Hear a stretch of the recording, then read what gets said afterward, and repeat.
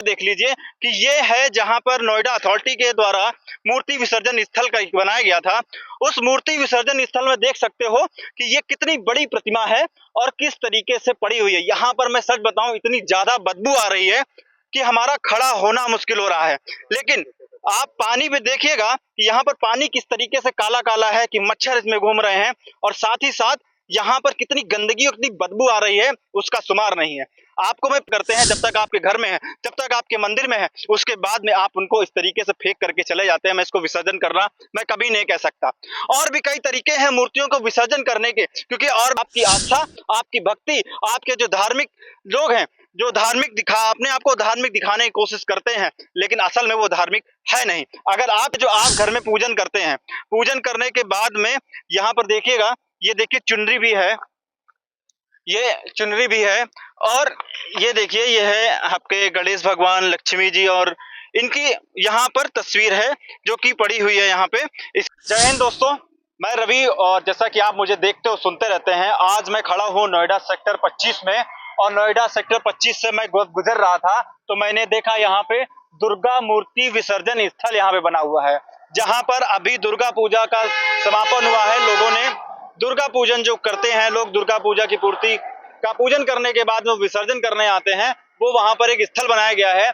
जब मैं इस स्थल में एंट्री करता हूं तो मूर्तियों के हालात और उनके जो तमाम तरीके के जो कंडीशंस हैं, उनको देख करके दिल में बड़ा दर्द और दुख हुआ कि आज समाज में, चलिए पहले मैं आपको मूर्तियां दिखाता हूं, उनके साथ में क्या हो रहा है और कैसे मूर्तियां पड़ी हुई हैं, पहले वो देखिए, फिर बताता हूं। आपको दिखाते हैं कि मूर्तियों के क्या हालात हैं, वो सबसे पहले जानने की कोशिश करते हैं। कि हम लोगों ने अभी दुर्गा पूजा जो थी, अभी हम लोग समाप्त हुआ है आयोजन पूरा, और उसके बाद में दुर्गा मूर्ति की जो विसर्जन होता है, जो मूर्ति का विसर्जन करने लोग आते हैं, उन लोगों ने जो मूर्तियां यहाँ पे विसर्जित की हैं, उसके बाद में उन मूर्तियों के हालात क्या हैं। क्योंकि जब तक मूर्तियां हमारे पास घर में थी, तब तक हमने उनको दिल से लगा के रखा, तब तक हमने उनकी खूब पूजा की, अर्चना की, फल चलाए, फूल चढ़ाए और लोगों में प्रसाद वितरित किया।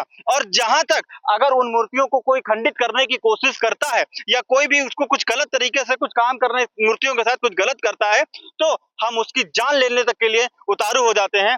आज के ऐसे धार्मिक जो ऐसा देखने को मिलता है, कई बार हमें मीडिया में सुनने को मिल जाता है कि थोड़ा सा भी मूर्ति में कुछ टच हो गया या कुछ लग गया, खंडित हो गई, तो लोग मारने को दौड़ते हैं। लोग अगर मौका मिल जाए, पूरी की पूरी भीड़ उसको काट के फेंक दे। इस तरीके के हालात आजकल देश में देखने को कई जगह मिल जाते हैं। लेकिन सबसे पहले हम दिखाते हैं कि आपको, कि आपके मूर्ति विसर्जन करने के बाद जो हालात होते हैं उन मूर्तियों के। सबसे पहले आप देखिए, यहाँ पे कैमरामैन से कहेंगे, ये जो आप घर में पूजन करते हैं, पूजन करने के बाद में यहाँ पर देखिएगा, ये देखिए चुनरी भी है, ये चुनरी भी है, और ये देखिए ये है आपके गणेश भगवान, लक्ष्मी जी, और इनकी यहाँ पर तस्वीर है जो कि पड़ी हुई है यहाँ पे इसी तरीके से।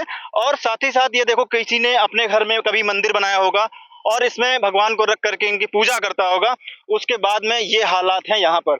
चलिए, हमने आपको ये दिखाया, यहाँ पे चुनरी देख लीजिए, जिसका सम्मान आप बहुत करते हैं, माथे पर बांध के रखते हैं जब तक आपके हाथ में होती है। लेकिन उसके बाद उन मूर्तियों का उनके साथ क्या होता है, अब आप ये देख लीजिए कि ये है जहां पर नोएडा अथॉरिटी के द्वारा मूर्ति विसर्जन स्थल का बनाया गया था। उस मूर्ति विसर्जन स्थल में देख सकते हो कि ये कितनी बड़ी प्रतिमा है और किस तरीके से पड़ी हुई है। यहाँ पर मैं सच बताऊं, इतनी ज्यादा बदबू आ रही है कि हमारा खड़ा होना मुश्किल हो रहा है। लेकिन आप पानी में देखिएगा कि यहाँ पर पानी किस तरीके से काला काला है कि मच्छर इसमें घूम रहे हैं, और साथ ही साथ यहाँ पर कितनी गंदगी और कितनी बदबू आ रही है उसका शुमार नहीं है। आपको मैं पीछे दिखाता हूँ कि आपकी आस्था, आपकी भक्ति, आपके जो धार्मिक लोग हैं, जो अपने आप को धार्मिक दिखाने की कोशिश करते हैं, लेकिन असल में वो धार्मिक है नहीं। अगर आप इन मूर्तियों का तभी तक पूजा करते हैं जब तक आपके घर में है, जब तक आपके मंदिर में है, उसके बाद में आप उनको इस तरीके से फेंक करके चले जाते हैं। मैं इसको विसर्जन करना मैं कभी नहीं कह सकता।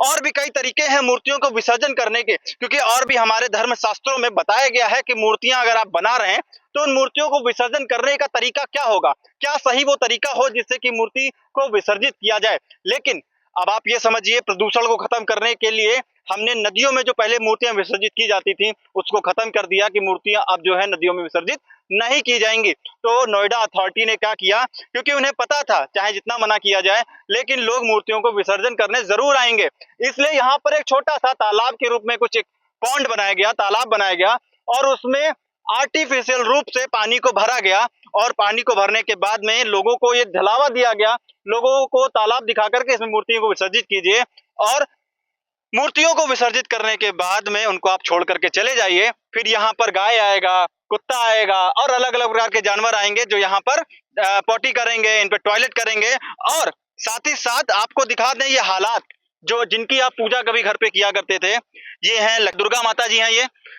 ये हमारी काली मैया जी हैं, जिनका आपने इस तरीके से अनादर करके यहाँ पर डालकर भाग के चले गए हैं कि जब तक आप घर पर थे तब तक आप इनको खूब पूजा करते थे। मजाल है कोई इनको हाथ भी लगा दे बिना नहाए और धोए। कई बार तो घरों में ऐसा होता है और ऐसा हम लोग भी करते हैं, ऐसा नहीं कि हम किसी आपको ही टारगेट कर रहे हैं। मेरे घर में भी है कि बिना नहाए धोए मंदिर में हम अगर माचिस की डिब्बी भी रखी है तो उसको उठाने की कोशिश नहीं करते जब तक हम अपने आप को स्वच्छ न कर लें, पाक और साफ न कर लें। लेकिन उसके बाद में जब हमें उनको हटाने की बारी आती है, अपने घरों से हटाने की बारी आती है, तो उनके हालात आप देखिएगा। कैमरामैन से कहेंगे फिर से दिखा दे कि पूरे तालाब में किस तरीके से कितनी सारी मूर्तियां हैं और उनको इस तरीके से यहाँ पर फेंक दिया गया है, जिसके कारण से इनका कितना बड़ा अपमान हो रहा है। और मूर्तियां जिनको आप पूजा करते हैं आज इस तरीके से आवारा लाश की तरीके से पड़ी हुई हैं। और साथ ही साथ एक चीज और कहेंगे, अगर आप इनकी सेवा और इनकी अगर भक्ति करते हैं और इनको सही तरीके से विसर्जित नहीं कर सकते तो ये आपको अधिकार भी नहीं है कि आप जो ईस्ट हैं उनका आप अनादर करें। आप सोचिएगा कि आजकल के माहौल क्या हालात है, पूरा देश सांप्रदायिकता के माहौल में फैला हुआ है कि लोग धर्म के नाम पर एक दूसरे के गर्दन को काटने के लिए तैयार खड़े हुए हैं कि अगर कोई भी एक धर्म का या कोई दूसरे धर्म का अगर कोई झंडा नोच करके डाल देता है और साथ ही साथ क्या करता है कि अगर झंडा नोच के डाल देता है उसमें उस व्यक्ति को गोली से उड़ा दिया जाता है। और फिर उसके बाद में जब उसके बाद में गोली से उड़ा देने के बाद में क्या होता है कि उसके खिलाफ कार्रवाई होती है, उसका एनकाउंटर किया जाता है। और साथ ही साथ इस तरीके से मूर्तियों को खंडित और भी बहुत सारी बातें हुई। आरिफ वाला अभी जो गोपाल मिश्रा का जो कांड हुआ जिसमें बहराइच को पूरा हिला करके रख दिया, कई लोगों की जिंदगियों को तबाह करके रख दिया, सिर्फ और सिर्फ क्या था, वो एक कपड़ा मात्र था। अगर उसका आप सम्मान नहीं कर सकते थे तो, और उसके बाद हालात क्या हुए, गोपाल मिश्रा को अपनी जान से हाथ धोना पड़ा। लेकिन आप ये देख लीजिए कि जो गोपाल मिश्रा ने एक झंडे की वजह से अपनी जान गंवा दी, उसके बाद में इन मूर्तियों का क्या हाल है आप खुद देख लीजिए। आप खुद समझदार हैं कि इस वीडियो के साथ आपको क्या करना है और अपनी जिंदगी में परिवर्तन कैसे लाना है। और धर्म के नाम पर जो पाखंड, धर्म के नाम पर जो आप करते हैं उसको खत्म कीजिए। और आपसे निवेदन यही रहेगी कि लोगों तक इस चीज को पहुंचाइए कि मूर्तियों का जो विसर्जन होता है सही तरीके से करने का जो एक मेथड दिया गया है हमारे धर्म शास्त्रों में उसका पालन करें, तभी हम अपने धर्म का सच्चे सेवक बन पाएंगे। आपसे दोस्तों इस वीडियो के बारे में लिख करके जरूर बताइएगा, हमें आपके कमेंट्स का इंतजार रहेगा। हमारे वीडियो पर कमेंट्स कीजिएगा, आप क्या सोचते हैं ऐसे हालात के बारे में, ऐसे धर्म के बारे में, कि ऐसे धार्मिक लोगों के बारे में जो इन मूर्तियों को यहाँ पे विसर्जित करके गए हैं। आपसे रवि के साथ देश हित पर बहुत बहुत धन्यवाद।